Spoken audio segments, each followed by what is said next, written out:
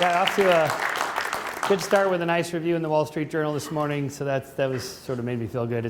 I'm a long ways from home. Thanks for the weather. It was 80 degrees when I left on Saturday. Oh boy. And this is all the clothes I have, just a jacket. So anyway, this book is sort of an extension of my previous books in a way. I wrote about science and pseudoscience, and science and religion, and science and God, and science and good and evil. So morality, civilization, the moral arc, moral progress.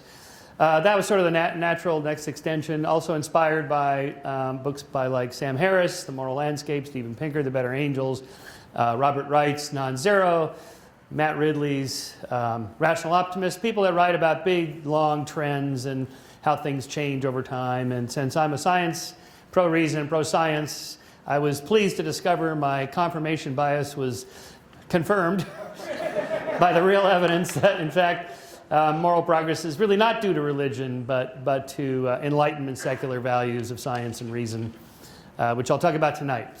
But first, to kind of establish that where we're going with that, the title, of course, is inspired by Martin Luther King's second most famous speech, his "How Long, Not Long" speech, which he gave appropriately enough, because I wrote the first chapter, long before I even knew they were making a film out of Selma. But it's a great film. I saw it, and it's well done. It's up for an Academy Award. But this is the famous march from Selma to Montgomery, which it took him 3 tries to do it until Johnson finally sent out the federal troops to protect them, so they could go unharmed, relatively unharmed. And when he got to the steps of the Capitol and gave his famous speech, you will read in every source you'll ever find that from the steps of the Capitol he gave his famous speech.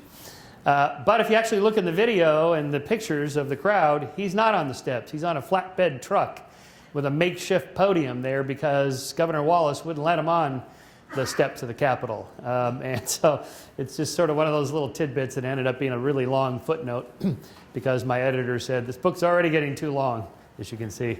This is reflecting a 19th century abolitionist preacher, Theodore Parker, who in 1853 first coined the phrase that there is a moral universe and there's an arc to it. It's a very elegant quote about his eye sees but little ways, but from what he can tell, and divine by conscience, that it seems to bend toward justice, and that's where Dr. King got that famous quote. And of course, that was March of 1965, and in August of 65, the Voting Rights Act was passed with President Johnson signing it and Dr. King looking on. So the right to vote is, of course, central to all liberal democracies. And so this graph from the book charts the growth, the number of countries scoring an 8 or above on the polity scale. So there are democracies and there's democracies. Some are okay, some are kind of crappy, some are corrupt, some are really good, some are transparent, and so on. So the Polity Project is a group of political scientists that rank every democracy in the world on a 1 to 10 scale based on transparency and how much corruption there is, how much money there is that could buy an election. Fortunately, that would never happen here. Anyway, and as you can see, the number is 0 in 1800. In fact, it doesn't really start to climb until the late 19th century, and really women are not getting the votes until just after World War I and then after World War II. And you don't have a liberal democracy unless all adults have the franchise. And so it's really quite late in the game.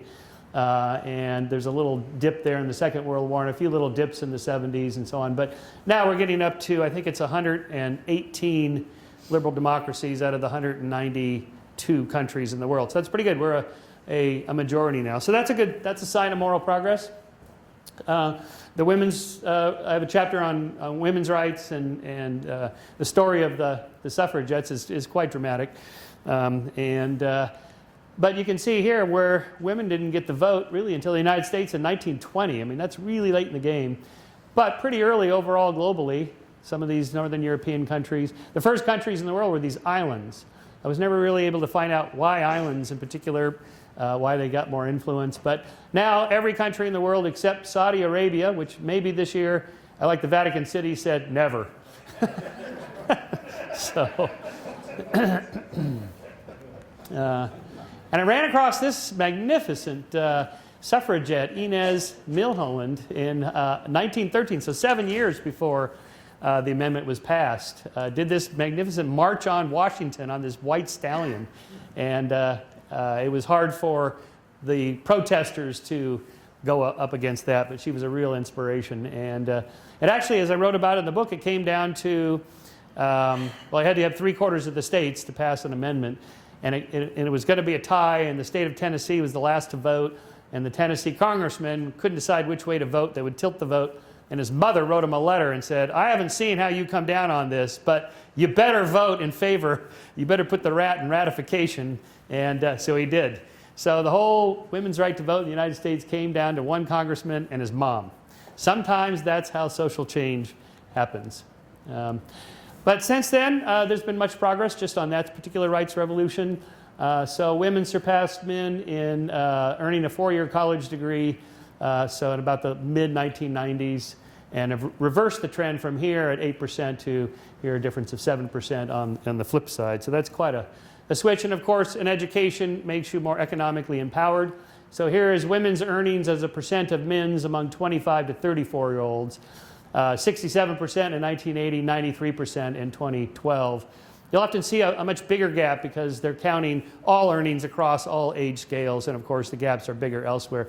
But this is sort of your prime earning time in life when you're really pushing up the economic scale there. So that's good news. And in fact, we're in the midst of a rights revolution right now, which is very revealing because you can really see how these things unfold, who supports it, who's against it, and so on. This is a German couple.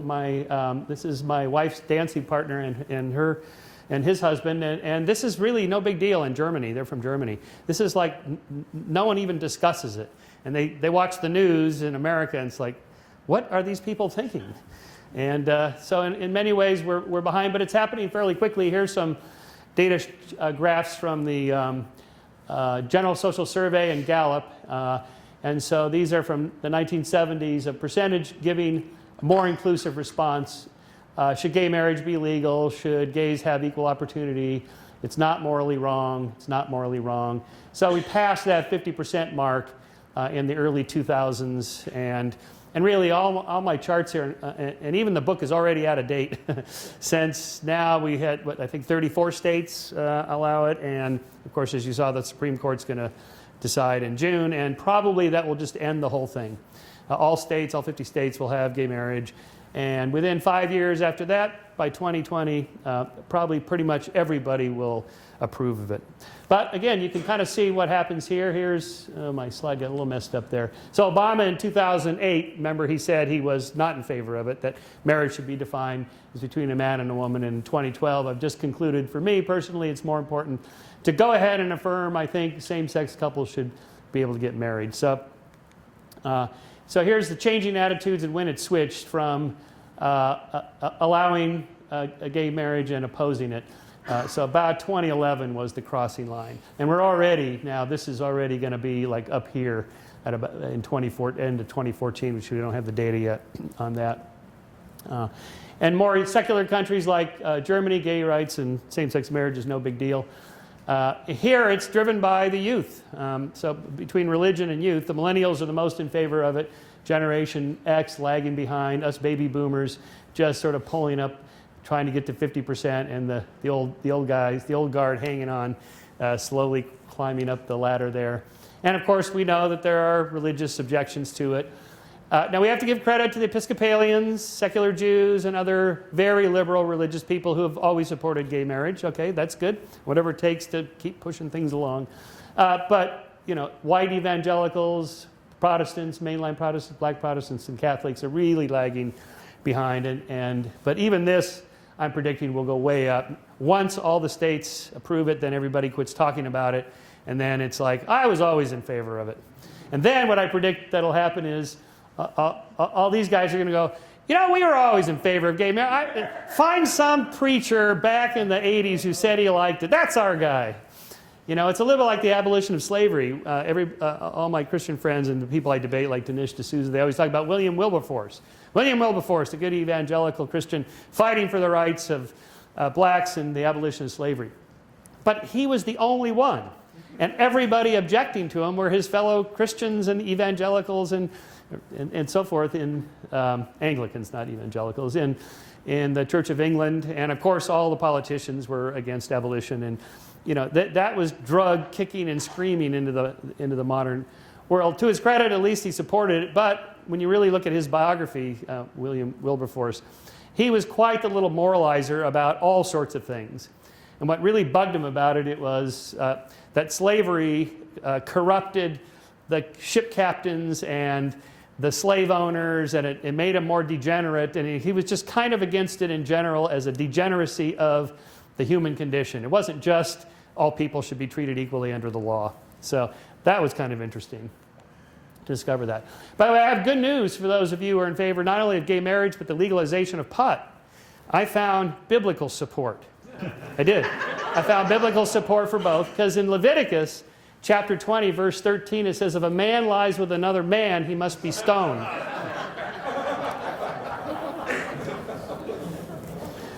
Just remember, I'm from California, so that's how it goes there. Other areas. So the abolition of judicial torture, at least on paper, has been abolished. And this is the countries that abolished it, and when they abolished it, and how rapidly that collapsed. If you look at the way criminals were treated pre-Enlightenment, I mean, they used torture for all kinds of things, including just for fun. I know, there we are. So I said on paper.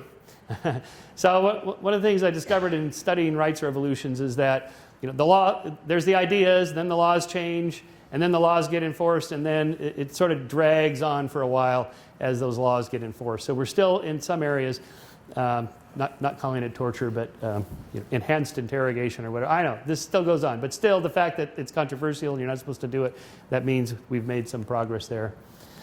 Here are some of the more colorful ways of torturing people. This is breaking on the wheel after they've already burnt their skin with hot pokers. Here's burning at the stake. Sawing somebody in half, that looks like a lot of fun. Impaling through both orifices, and clawing, just ripping somebody's skin off with these big long poles. So you're not supposed to do this anymore. and don't. And they don't. So why? Why is this? I mean, there were no religious objections to any of these kinds of problems we're talking about. And it really came down to Enlightenment philosophers like Jeremy Bentham and Cesare Beccaria.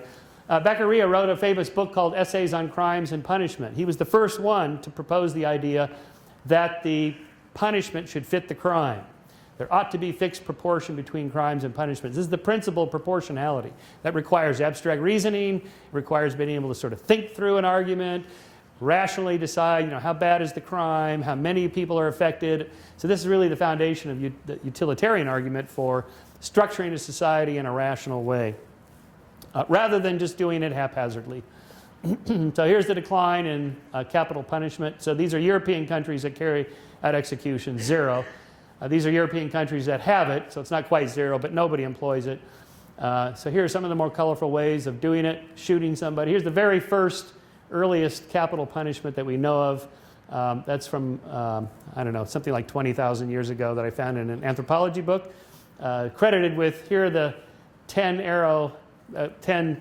what do you call them, archers. And this poor guy is shot with 10 arrows. So there's a very good book by Christopher Bohm called The Origins of Morality. And so his thesis there is that all social groups need a way of dealing with bullies and free riders. People will cheat if they can get away with it, and all communities have them. Not everybody's nice. And so you have to have a way of dealing with it. So he's got a whole data set of traditional peoples living today who employ capital punishment as a way of dealing with really, really nasty bullies. And it's quite interesting to read what they would do. Like, how do you kill somebody if you don't have a gun or an electric chair or a gas chamber or something like that? So you take them out on a hunt. The guys all go, hey, Bob, let's go for a hunt. And then they come back and Bob's not with them anymore. I don't know, he disappeared. That's the kind of thing, they just offed him in the bushes somewhere. Some more humane forms of this are, of course, the guillotine was supposed to be good. And this now will forever have associated with it the word botched. It seems like every time. But if the guy dies, it's not botched. it worked. It's just the idea, though, of course, is that it's supposed to be a humane execution. So that's the part that gets botched, so to speak. These are U.S. death sentences handed out by year. So this was lagging behind the crime wave of the late 70s and early 80s. And then by the time in the early 90s, when the crime wave started to collapse and homicides plummeted, then the number of death sentences went along with it.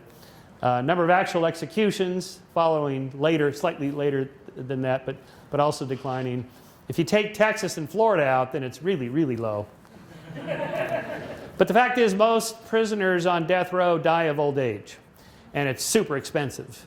About 4 times the cost of housing somebody on death row versus in the general population. And it turns out they get it wrong just often enough, like more than 1%, that it's really problematic. So I changed my mind on the death penalty. I used to be in favor of it, mainly in support of victims' families. But it turns out there's just too many problems, too expensive, and they probably have put to death too many innocent people. So following the trend, we will get there by, I predict, 2026. It'll be gone. At the rate we're going, it's slowly but surely. I think there's 18 states left that have the death penalty. I mean, California, we have it, but we haven't used it, and we still got Charlie Manson there. Yes, well, yes, of course, right. That's right. So, but anyway, well, I mean, just follow the trend lines. Of course, they may bump around and bounce off and come back a little bit, but not likely. The abolition of slavery took off really right after the Enlightenment, and if you look at the triggers of that, of course, there were the Quakers and the Mennonites and these religious groups that were supportive of it. But if you look at their arguments, the arguments they were making, you don't find in the Bible. The idea that people should be treated equally under the law, that like Kant's argument that all people should be treated, never treated as a means to an end, but as an end in themselves, and you know, Locke and Jefferson and all those types of arguments about the law being applied equally to all people and so on and so forth. That's the kind of arguments they ended up making. And so what happens is religious people, they inculcate those secular Enlightenment type arguments into their thinking. We all do. We're all children of the Enlightenment. And then they just sort of back into it and just think, well, I must have got that from Scripture or something. But when you really look at, I have a whole chapter on this, when you really look at what it says, it's not in there. There's nothing in there that I could find where Jesus says, like, thou shalt not treat people badly. You know, he says, give away your belongings and follow me, and things like that. So, and so homicide rates are down. These are some of the rates from 1200, 1300, so late Middle Ages, early modern period. So we're talking from 100 per 100,000 down to less than 1 per 100,000. So a 100-fold decrease in the likelihood of you being killed violently. And this is just to 1200. If you go to like pre-10,000 years ago, hunter-gatherer societies, it's about it's close to 1,000 per 100,000.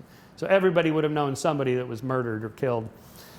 In America, it's about 8 per 100,000. So about 8 times higher than in northern European countries, primarily because of the drug trade and inner-city crime, gang violence, that sort of thing drives it up, and just the availability of guns. They're just everywhere. Another thing I changed my mind about. I used to be against gun control. Freedom, I'm a freedom guy. And then you actually look at the data, it's like, oh, this is a really bad idea for everybody and their brother in a bar between ages 18 and 30 and male to have a gun. This is really, really a bad idea.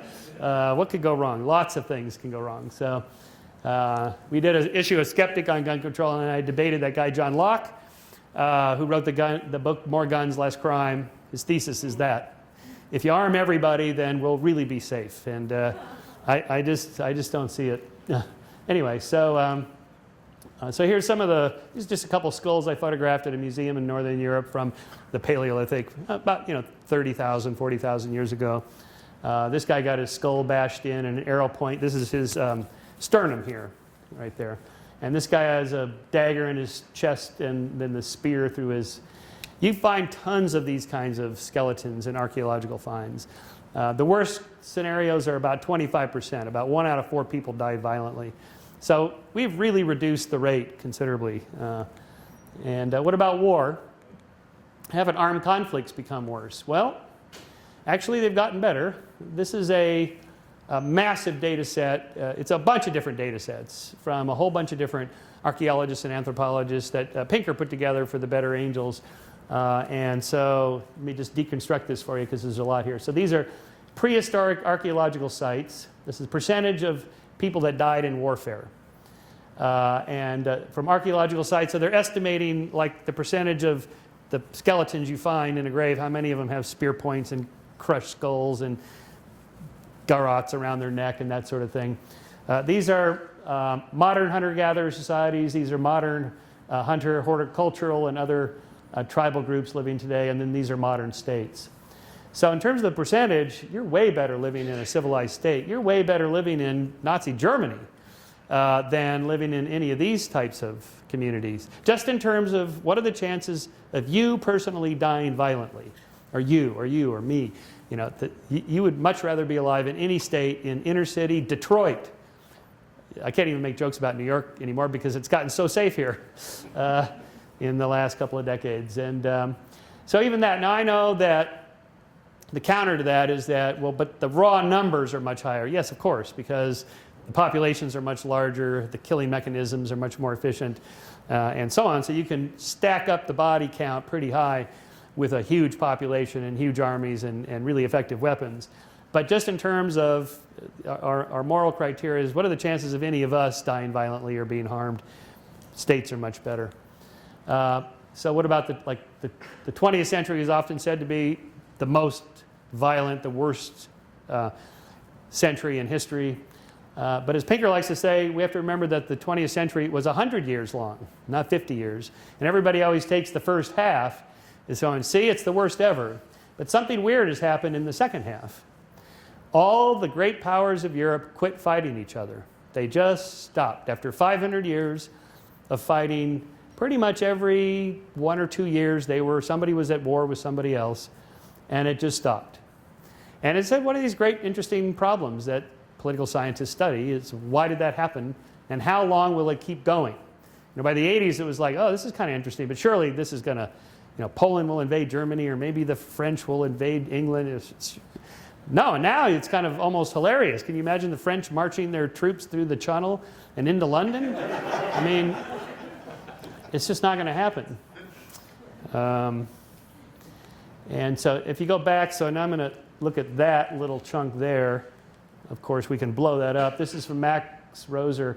This is a British economist. I really recommend his webpage. He just started it this year, and he's got about 100 different slides like this, measuring every conceivable kind of quantitative data set on the human condition. So these are worldwide battle deaths per 100,000 people.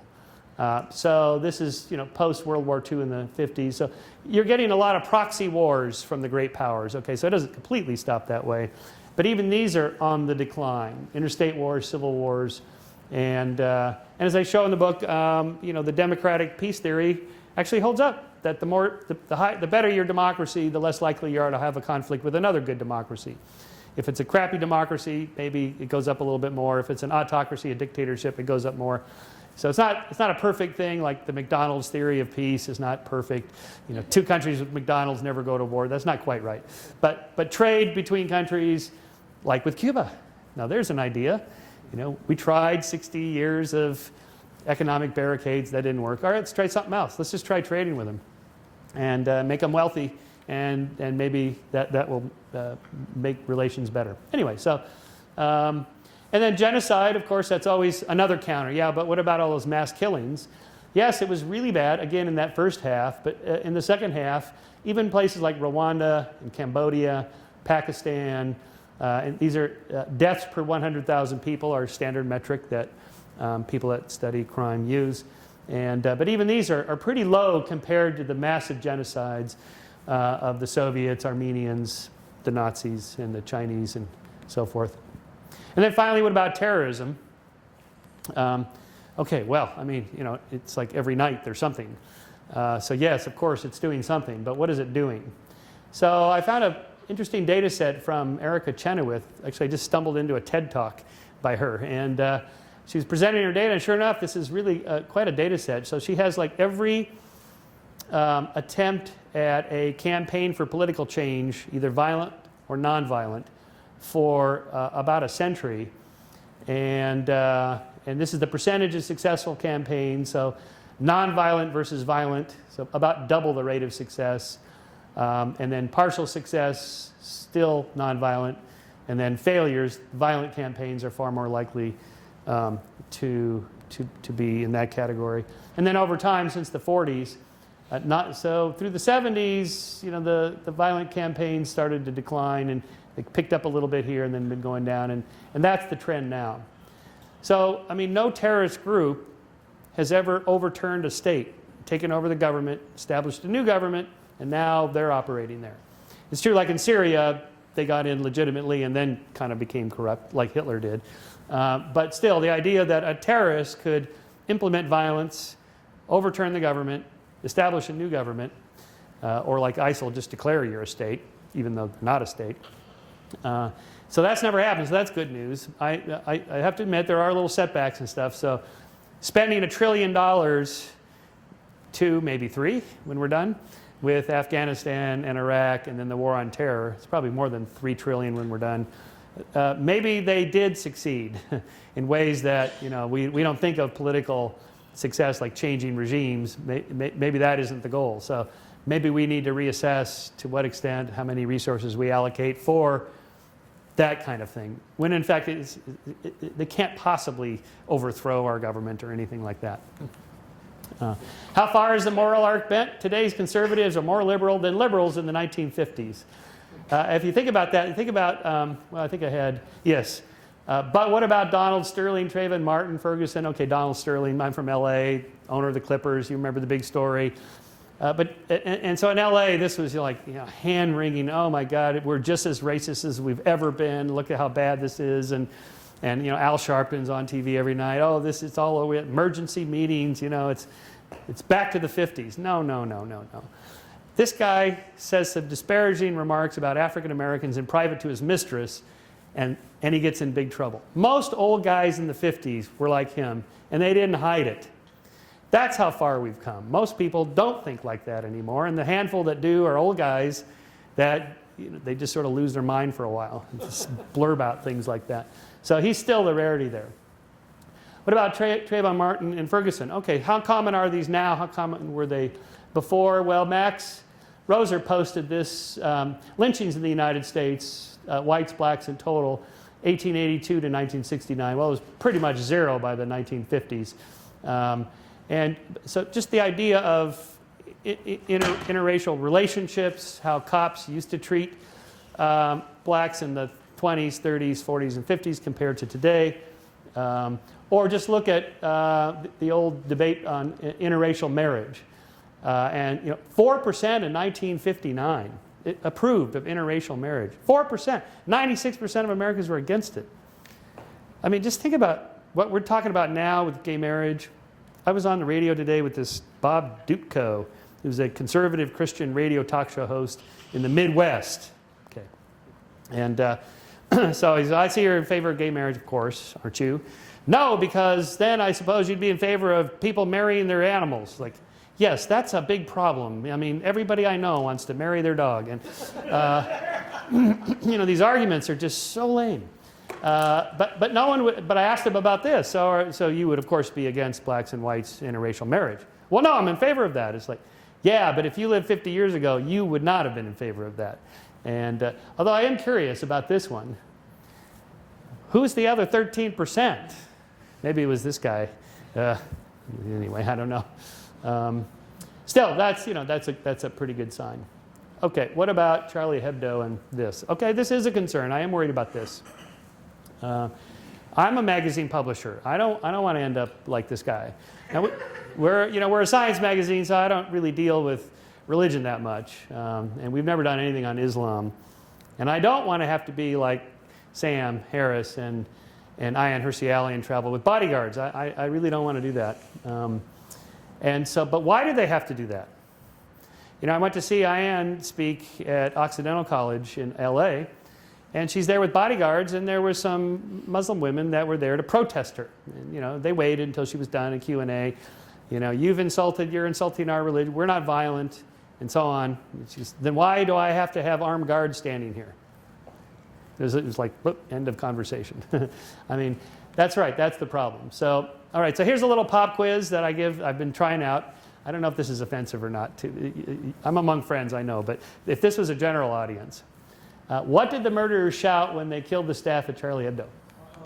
Moses rocks, Jesus saves, Vishnu lives, Buddha thrives, atheists rule. Yeah, I mean, we all know. I mean, we knew before. Yeah, of course. So we know what the problem is. Okay, but what is the problem? First of all, are we criticizing the people or are we criticizing their ideas? So you say, well, religion is the problem. Well, that's too general because there's so many different kinds of religions. Even religious extremists are not the problem. Jains are religious extremists. They're really nutty. You know, they don't kill like even gnats. They walk down the street and they carefully not to step on an ant. You know, they don't want to kill anything. That's extreme. But I don't lay awake worrying about the Jains coming to my house, you know, blowing up our offices or anything like that. So it's not just that. So it's violent religious extremists are the problem. Those that embrace bad ideas like Sharia law.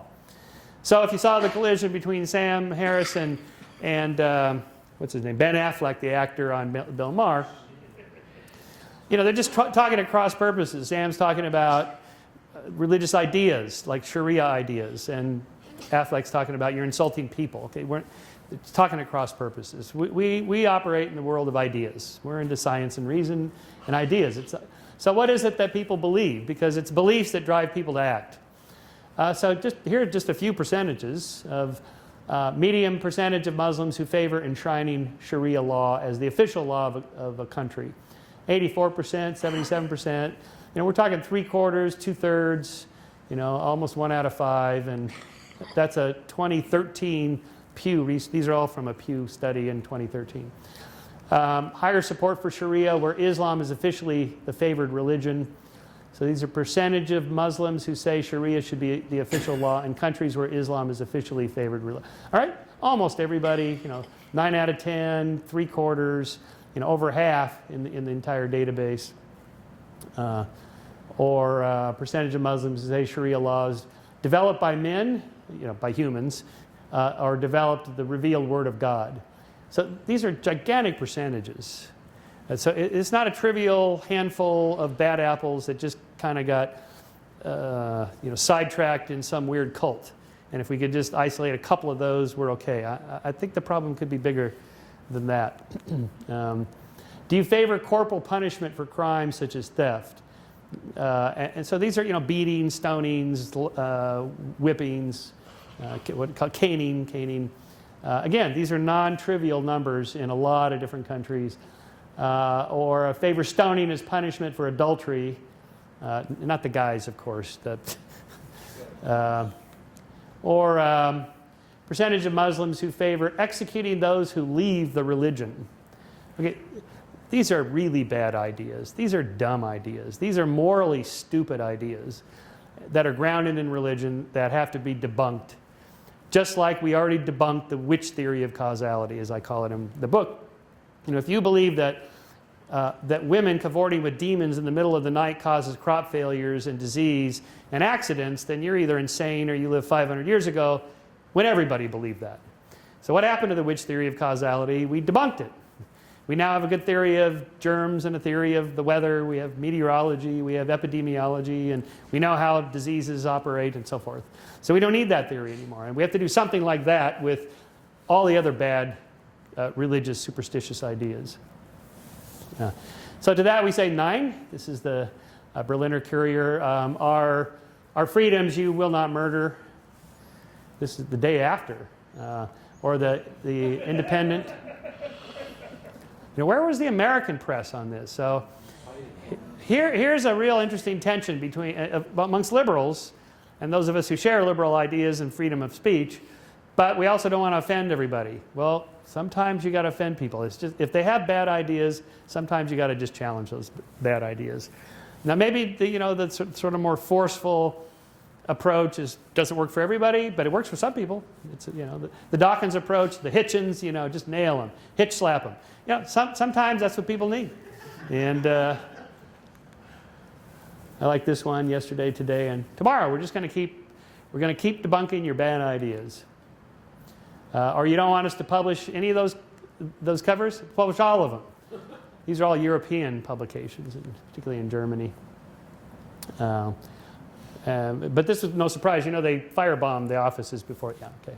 Pretty much. All right, let's go back to now looking at the cause of this. Why is the moral sphere expanded? All right, so the model I have presented in the book here, expanding moral sphere. And so it starts with ourselves and the people we care the most about. Ourselves, our family, immediate friends and family, people we know, people we're genetically related to, members of our in-group, out to about here. So a kind of standard selfish gene model of development of morality explains out to the yellow circles. You know, based on the first moral principle that you should help your kin and kind. Or the second moral principle of reciprocity, I'll scratch your back if you'll scratch mine. So that gets us out to people that we know and people we care about, people we're related to, and so on. The problem is I mentioned that, you know, that we have that dark side.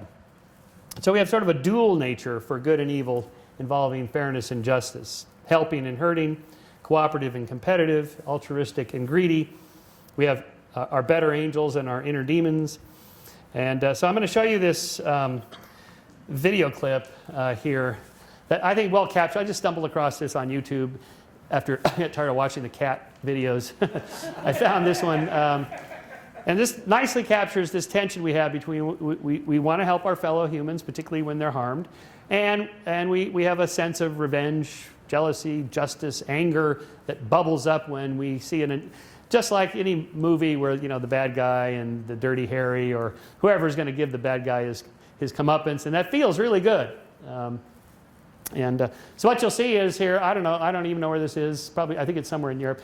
So these people are talking. This guy suddenly reaches out and shoves her back, and she'll stumble back, and he tries to catch her for a second, and then she falls into the train pit. And so you would think he'd, you know, like there might be a train coming, and you think he'd reach down and grab her and pull her up. But he just can't control himself. He's so pissed. He turns around and cold cocks this guy twice. And then he's a little confused, like, oh yeah, wait, there was something else I was supposed to do. Oh yeah, I got to help this woman. And then you'll see this guy. I'll show it twice so you can see. First watch these and then watch this guy. But let me just show it with these guys here.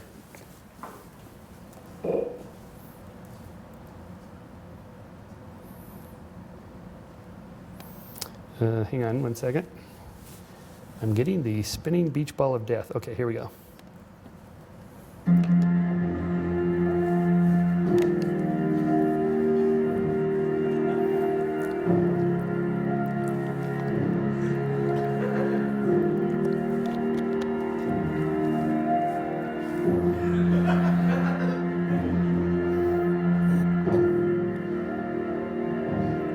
Oh yeah. Are you okay? You're okay. All right, I'm going to go get that bastard. Show it again. Now watch the guy coming up from the top because it looks like he's going to run in and help her. And no, he goes after the guy. So this sense of revenge and justice we have is very strong. Oh, here he comes.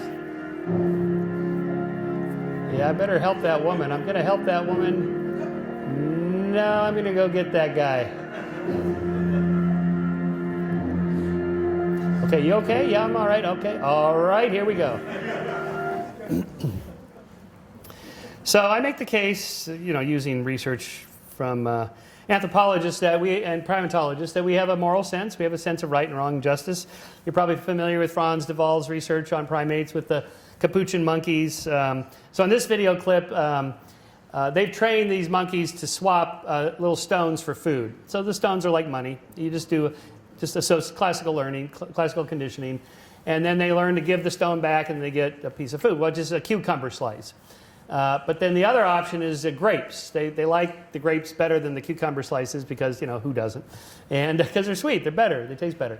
And so they each do this, but the one on the left will see that the other one on the right gets the grape and he doesn't, and you'll see what he does. Okay, so, oops, wait. Here we go. So she gives a rock to us, that's the task. And we give her a piece of cucumber and she eats it. The other one needs to give a rock to us. she does. And she gets a grape. And she eats it. The other one sees that. She gives a rock to us now. Gets again cucumber.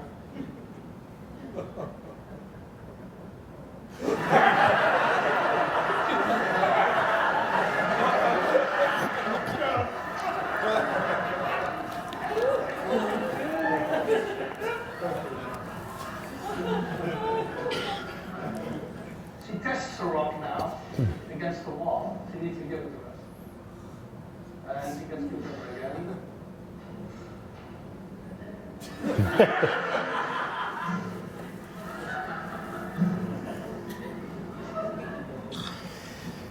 So in other words, I mean, we're separated by tens of millions of years from these capuchins, maybe 6 to 8 million for chimps. But so at some point deep into our evolutionary history, we evolved this sense of right and wrong. Now, they can't call it right or wrong. They can't even say anything, but they clearly have body language that communicates this was not right, and I don't like that, and I'm not going to allow myself to be exploited like this.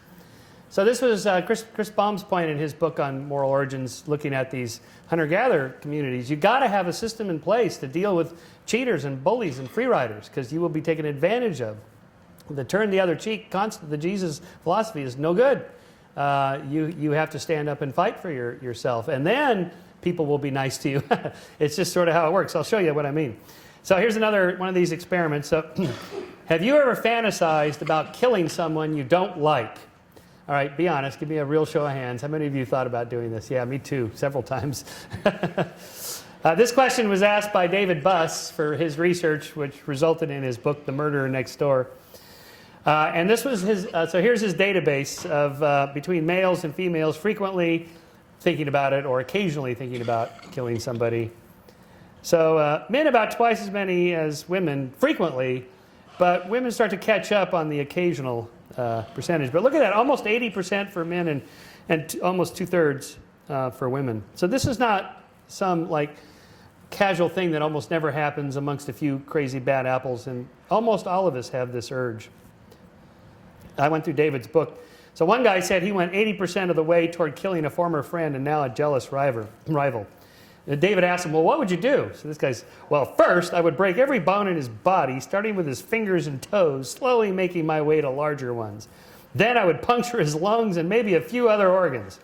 Basically, give him as much pain as possible before killing him. Oh, man. One woman said she went 60% of the way toward killing an ex-boyfriend who threatened to make public their sex video. I actually did this. I invited him over to dinner. As he was in the kitchen looking stupid, peeling the carrots to make a salad, I came to him laughing gently so he wouldn't suspect anything. I thought about grabbing a knife quickly and stabbing him in the chest repeatedly until he was dead. I actually did the first thing, but he saw my intentions and ran away. So as Pinker points out in The Better Angels of Our Nature, evil begins with morality. There's too much moralizing. As criminologists are fond of saying, 90% of homicides are moralistic in nature. The victim deserved to die.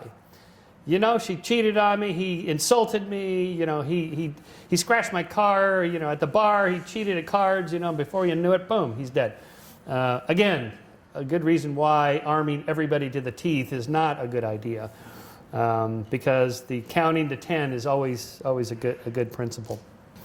And I'm quite convinced that the Taliban, the Al-Qaeda terrorists, the people that shut up the magazine publisher, editors, and cartoonists, they fully believed that what they were doing was moral. They absolutely believed they were doing something good and right by their religion and whatever their moral thing. When Muhammad Atta flew that plane into the South Tower of the buildings, I'm sure his moral module was dialed up to 11. The problem is not too much morality, it's morality based on bad ideas. So a good idea, the third moral principle that helps us expand out to that wider circle is the principle of interchangeable perspectives. That is, we just need to think about what it's like to be somebody else. That's why people protest. You know, I'm part of the 99%. In Germany, there's a whole, it's an artist who puts up these little stumbling stones, they're called. These are people that used to live in these locations. You're just walking down the street and there's some building there or something and it has this little plate. where this couple, this particular one I photographed last year, Julius and Henrietta Levy, born in 1885, deported to the Lodz ghetto in 1941, where they were murdered. And so it's just kind of a way of like, oh yeah, people used to live here, and then they were murdered by the state. And it's just, again, a kind of way of thinking, there but for the grace of chance or whatever, that could have been me. And that sort of perspective taking changes things. So what I'm arguing is that that Enlightenment humanism based on science and reason and skepticism has been the major driver. Look, what's happened is that after I don't have slides for this, but after the scientific revolution, all major scholars and thinkers and writers pattern themselves after Newton and Galileo. They self-consciously say, I want to be the Newton or the Galileo or the William Harvey, like Thomas Hobbes' great book Leviathan. This was, he saw himself as like a Galileo, discovering the natural laws that govern all the world, the social world, the moral world, and so on. And that's where these ideas came from, the idea of natural rights, equality under the law, all these Enlightenment values that we all just take for granted. They came not from any holy books. They came from these guys that said, I want to do science and apply it to social problems, not just physical and biological problems. So there's that. Then there's the moral Flynn effect. The Flynn effect is, this was discovered in the late 80s and early 90s by a psychologist named James Flynn. We did a whole issue on it in the 90s of Skeptic magazine. It was a big controversy. What's the cause of it? The Flynn effect is that IQ scores are going up 3 points every 10 years for almost a century.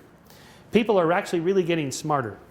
Not on the overall, not quite as much on the overall IQ, but particularly on the similarities and matrices. Not so much on the things you can study for, unfortunately.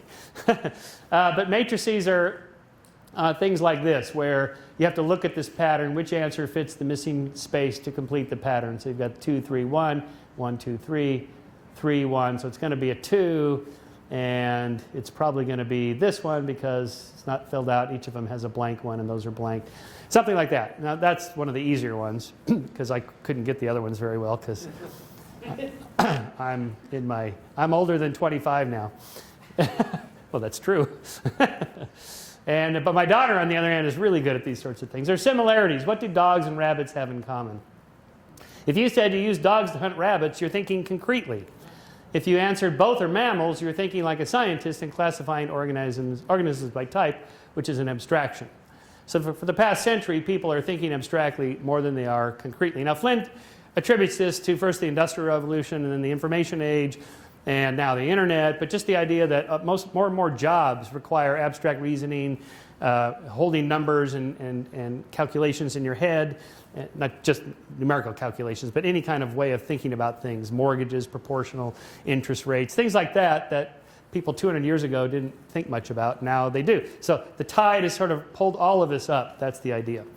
And then the idea that abstract reasoning is what's involved in thinking about, like, the punishment should fit the crime, the principle of proportionality, interchanging perspectives. So ever since the scientific revolution, these guys have been applying those methods and that kind of abstract reasoning to solving social problems, like the Leviathan State. So this is Thomas Hobbes' great work, The Leviathan. Leviathan is us. It's a social contract of sorts. Now, if you actually read his book, you wouldn't want to live in his society. It's very draconian. But the idea is that instead of a god, instead of a divine right of kings, something like that, just all of us as a body having a social contract to enforce the laws gives a state the monopoly on the legitimate use of force. That's the definition of a state. What does that mean? That means only one organization can legitimately use guns, for example. So it's always a bad idea to reach inside a cop's car and grab his gun. He can never let you do that. That will never happen. That's just the way we... Now, that may not be good. Maybe accidents happen and bad things happen, like Ferguson. But overall, it causes a decline in violence. It decreases incentives for exploitative attack. It reduces the need for deterrence and vengeance. Because, see, in areas where people don't trust the government, then they employ self-help justice, like the guy in the video, like the monkey that throws it. It's like, I'm going to get justice one way or the other. Now, the state can do it, and if they do it, good. That's probably better for everybody, because it's a net loss to the state if people settle scores themselves. So the reason crime rates are higher in certain areas of the United States related to drug crimes is because drugs are illegal.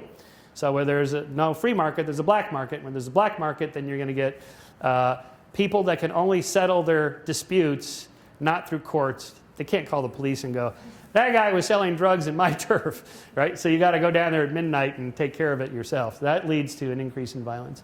So it replaces self-help justice with criminal justice, and it replaces the culture of honor with the culture of law. So that's why we have things like, the state versus John Doe and, that sort of thing. Like I saw today, my own state of California is still going after Roman Polanski. They're still trying to get him. Even though the woman he raped said, I don't care anymore, it's all right, we've settled it, and so on. It doesn't matter, because it's not her problem anymore. It's the state's problem. The state says, it is our job to enforce the law. If that's the law, he broke the law, we're going to go after him no matter what. So that may have its downside, but overall it's good for lowering rates of violence and so on. Okay, so that's why we need a shadow of enforcement.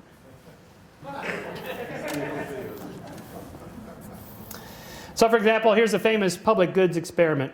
So just imagine you're one of 4 players around a table and you get $10.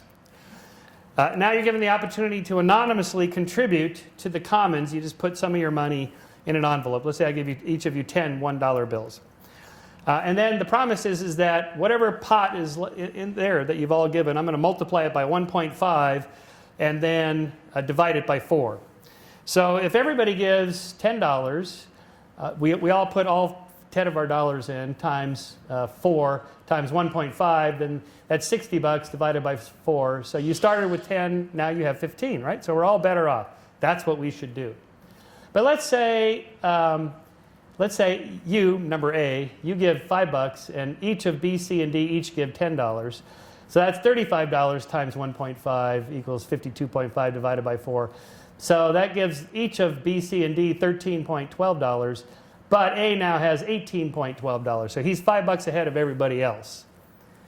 Okay, it doesn't take long for players in these common goods games to figure this out. And here's what the data shows. What I just described is in this first portion here, without punishment or transparency. It's anonymous. What happens is the donations go down fairly quickly. In other words, people figure out, wait a minute, somebody's holding some back. I'm going to hold back a little bit myself. And pretty soon the whole thing collapses. Once you add the element of transparency, we know how each of the 4 of you, how much you put in, and we get to punish you later if you don't put in enough by taking some of yours away. All of a sudden, people get really generous with their money. So again, this is tapping into our human nature, and the whole point of a civil society, a justitia with a scales for fairness, blindfolded so she's not biased, but a sword to enforce the law. You got to have both of those. So governments are good, but not all governments are good. Sometimes Leviathan states can turn into an autocracy. That's a theocracy or a secular dictatorship. And so my libertarian friends are fond of just saying all governments suck, but that's not true. I mean, if you just look at the total number of democides, that is the number of people murdered by their own governments, the vast majority of the 20th century are by just 3 governments. They did most of it. Rudy Rummel was the first to make this distinction. His first book was called Death by Government. He just tallied up how many people have been killed by governments throughout all history, most in the 20th century. And then he showed actually, hey, some of them are better than others. Democracy is a method of nonviolence. Okay, well, 20, 30 years later, Bruce Russett and John O'Neill tested the democratic peace theory using the Correlates of War Project, which they took 2,300 militarized interstate disputes between 1816 and 2001, and used that Polity Project, which assigned each country a democracy score from 1 to 10, and they crunched them through a massive correlation and found that when both countries are fully democratic, disputes declined by 50%. When the less democratic member of a pair leaned toward autocracy, disputes increased by 100%. So the formula is that democracies increase, violence decreases. And in fact, one of the causes then of that long peace we saw is that this curve has gone up, that is democracies, and autocracies, dictatorships, and so forth have gone down, and therefore the number of wars started to decline just as those crossed. So this is that new piece that's been going on there. And you can see, as a test case, how do we run experiments in in politics is, well, you can just look at the comparative method. You just compare, say, North Korea to South Korea. You can see it in satellite photos. It's really dramatic. You can see it in the height. The height is almost 3 inches difference between North Koreans and South Koreans. This is reflecting crappy diets. And, of course, how much prosperity they have. South Koreans averaged $19,600 a year. The average in America is about $40,000, about double that. In North Korea, $1,100 a year. That's a 1,750% raise just by becoming a democracy. So on that question of is and ought, can science say anything about human values and right and wrong? Yes, of course. If it's true that democracies are better than autocracies, then we ought to spread democracies wherever we can, and that's what we've been doing. Because democracies place more emphasis on individual rights and individual liberty more than any other form of government, and thus they promote the survival and flourishing of sentient beings. That's my sort of moral starting point. And so the constitutions of human societies ought to be built on the constitution of human nature, which is what science is best equipped to describe. And so I'll close with a quote from Martin Luther King Jr. that reflects that idea of a dual human nature. Each of us is two selves. The great burden of life is to always try to keep that higher self in command. And every time that old lower self acts up and tells us to do wrong, let us allow that higher self to tell us that we were made for the stars, created for the everlasting, born for eternity. Well, and this is how I end my book, we are in fact made from the stars. Our atoms were forged in the interiors of ancient stars that ended their lives in spectacular paroxysms of supernova explosions that dispersed those atoms into space, where they coalesced into new solar systems with planets, life, and sentient beings capable of such sublime knowledge and moral wisdom. We are stardust. We are golden. We are billion-year-old carbon. You know the reference, right? Of course. So morality is something that carbon atoms can embody, given 1 billion years of evolution, the moral arc. Thank you.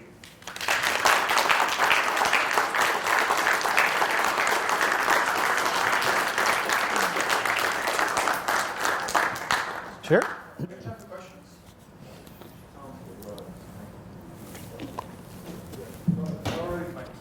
I'll repeat the question. Yep. Questions? Hi.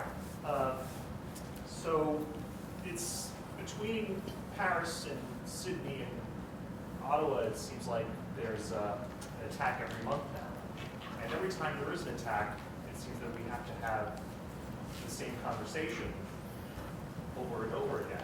A conversation about the relationship between Islam and a conversation about Islam and its relationship with Western secular values. It was, I think it was Reza Aslan, I think most of you know who that is. He was on CNN recently, shortly after the Paris attacks, and he said that he does think that there is a virus, what he called a virus in the Muslim world, a virus that's propagated by countries like Saudi Arabia that promotes this very extremely conservative interpretation of Islam. Now, the impression I got from the part of your talk regarding this is that Islam itself is more of a problem than the culture, specifically the culture of the Middle East, a culture that never really experienced a period of secularization like the European Enlightenment and the Scientific Revolution. Was my interpretation incorrect? That's great. No, you're absolutely right. I won't repeat that because I think you said it pretty clearly. Hopefully you can hear it. But just tapping into that problem, we've all us atheists, secularists have been debating for years now as to what extent the problem, a political one, where people like, well, I just read Kareem Abdul-Jabbar wrote an op-ed for Time magazine. He's a pretty sophisticated thinker on racial matters. He is. I like what he has to say about a lot of things. But his was the most extreme of that other side. That is, these terrorists who shout out Allahu Akbar, they're just puppets, they're patsies their strings are pulled by these political powerhouses, these cabals that have a lot of money, and it's just politics. I don't think that's the case. I say believe the terrorists when they say this is why we did it. I say believe them. I believe them.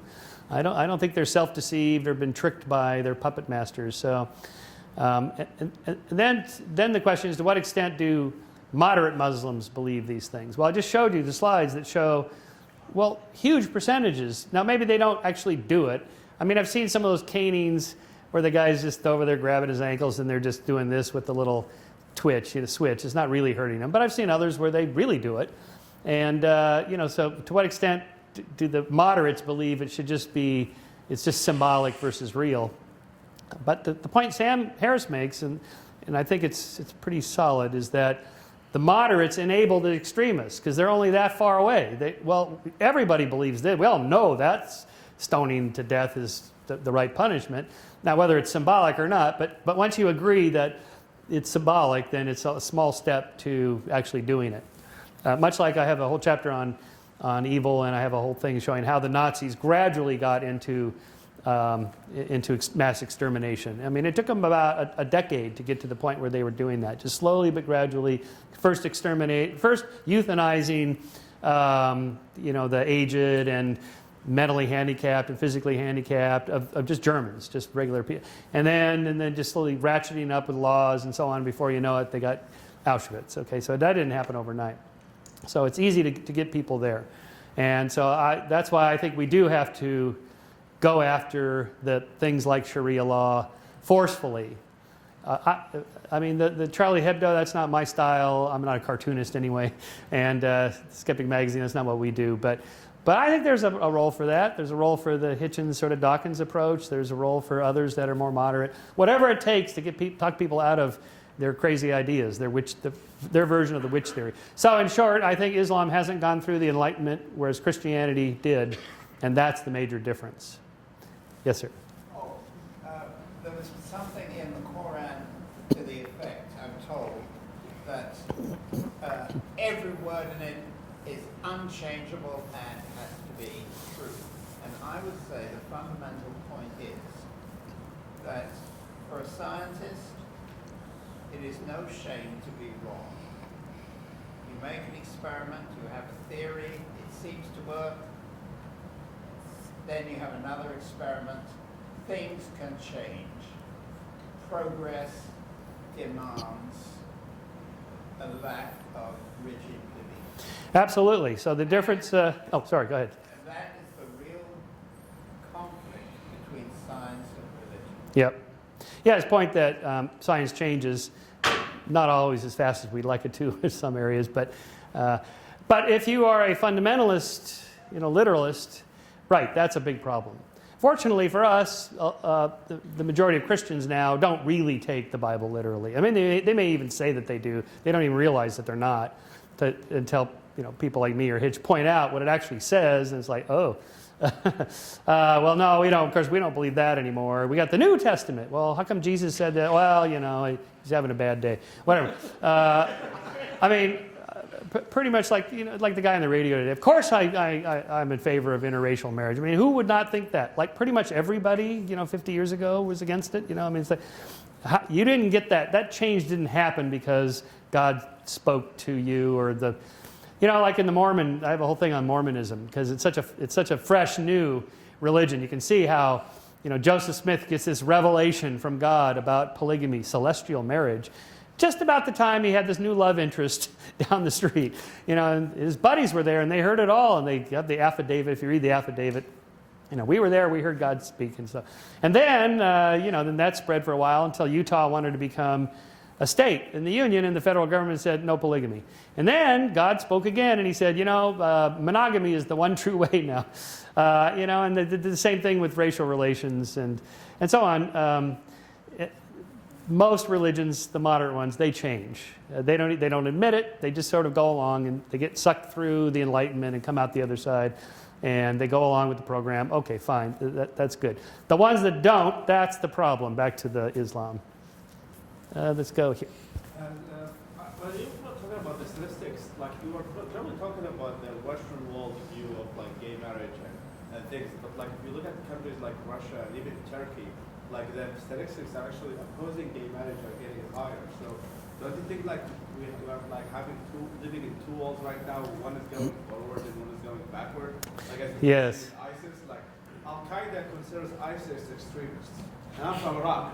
So like Al Qaeda are now the new liberals in the Yes, yeah, well. So like Al Qaeda is saying like ISIS are too crazy. Like we're not that crazy. Yeah, So, yeah. like, don't you think that this is basically like the Eastern world is going more backwards while the Western is getting more supportive of?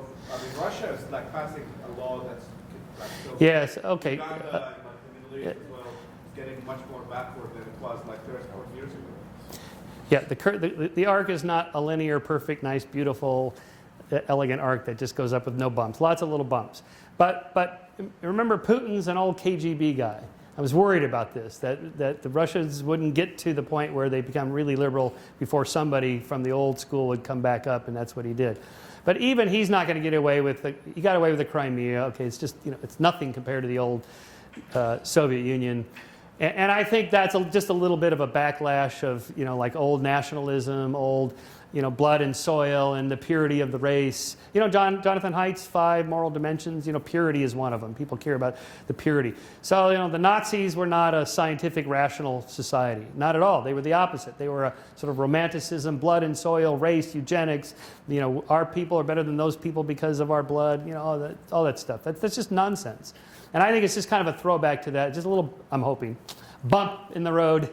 And as the older, you can see with the millennials and so on, as the older guys die out and the younger people come up, they don't care about things like that. They don't care about glory, national glory, and that sort of thing.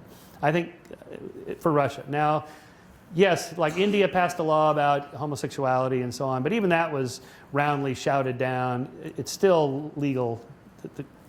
Homosexuality is still a crime, but I don't think it'll ever be enforced. So I still think there's progress even there. I could be naive, but I'm hopeful. Yeah. I saw Brian Dalton's response on Pope Francis and his aggression into more conservative views.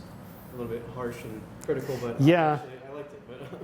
But I was wondering actually what you viewed his talks about how he is kind of against freedom of speech now, it seems like. Yeah.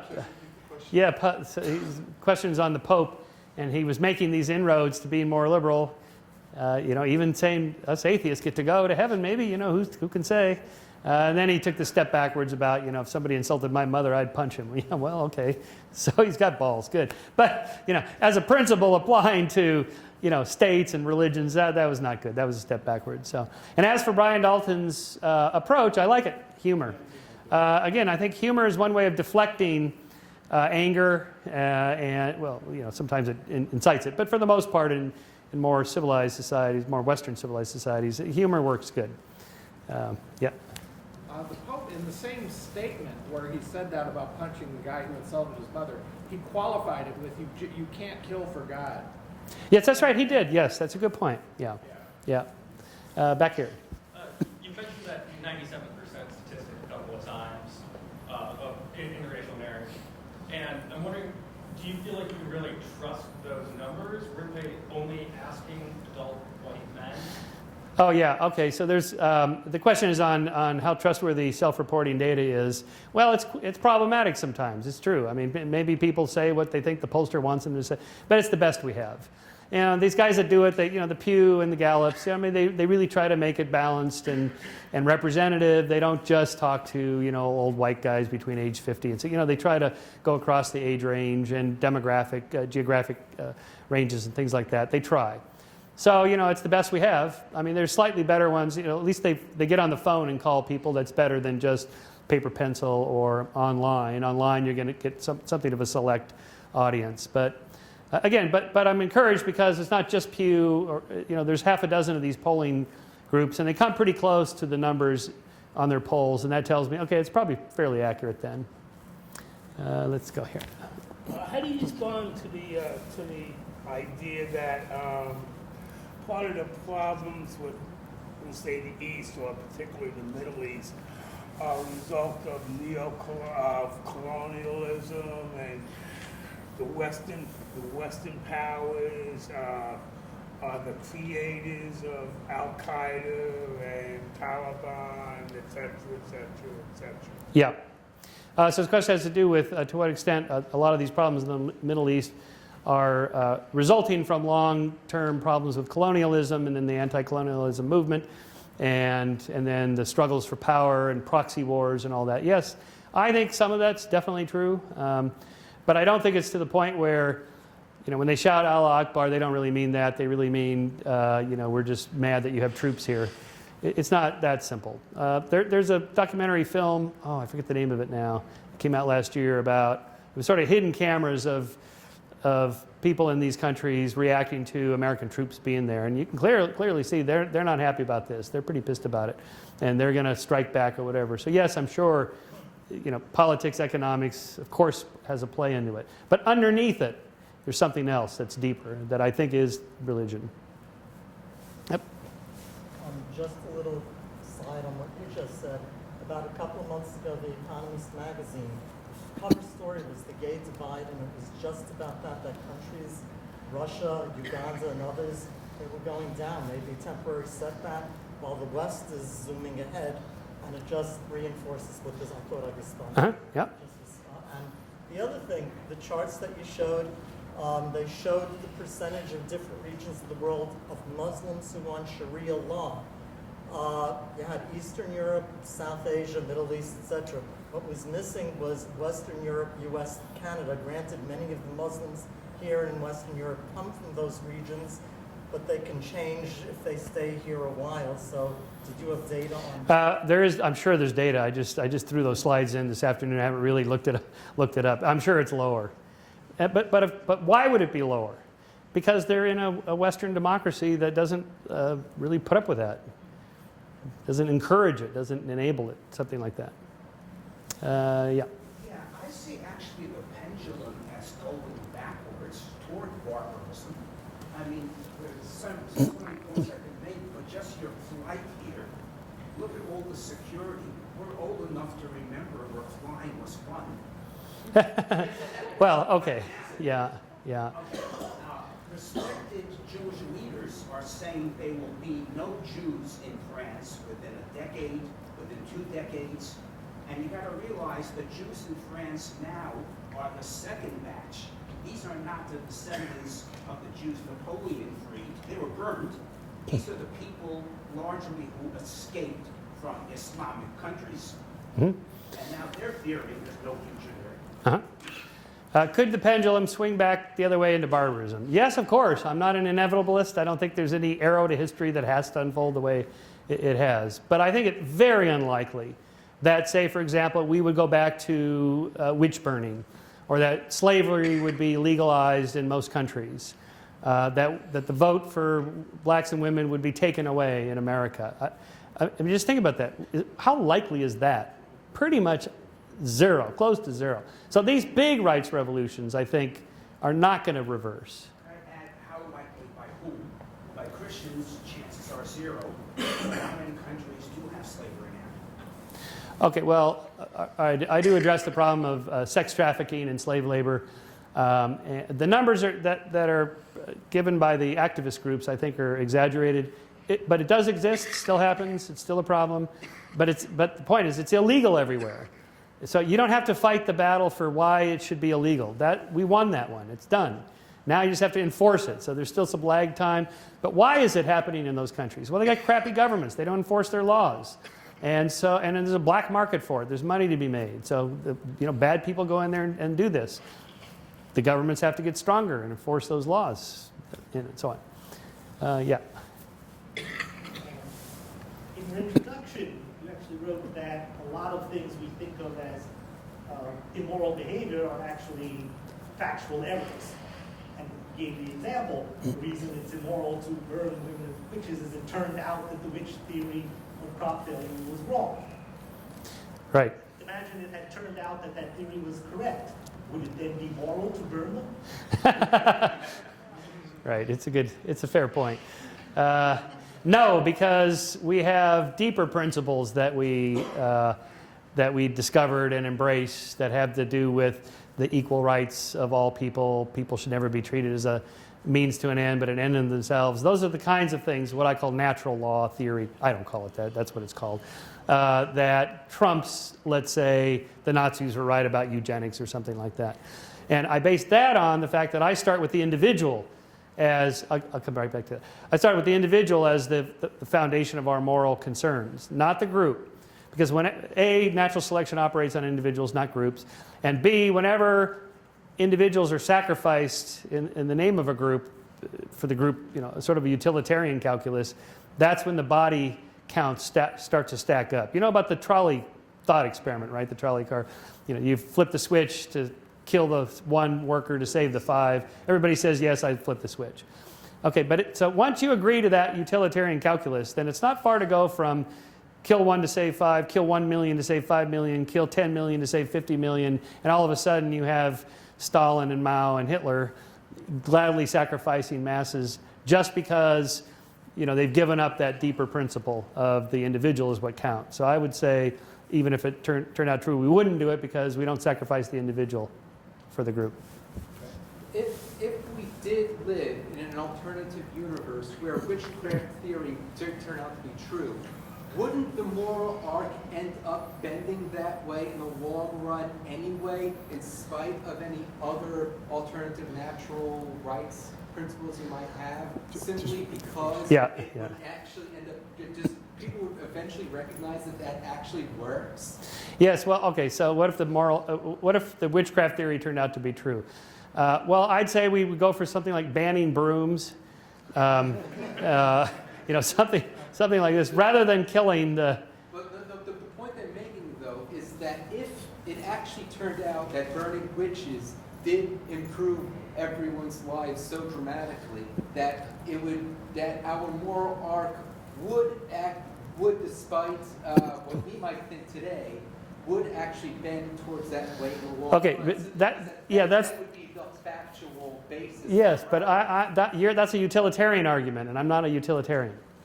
Because of this problem that you can get yourself down the road going, you know what, I really think it is okay if we kill 6 million Jews, because really, by my calculations, this is going to be great for everybody that's still around. It's too easy to go down that path. Forget the utilitarian calculus. That's my argument there. A lot of these are really hard problems that don't have really straightforward answers. But at least reasoning about it is better than just pretending you're getting it from on high or something like that. And that's the point. That's what we got to do. Anyway, thank you so much for having me. I really appreciate it. Thank you.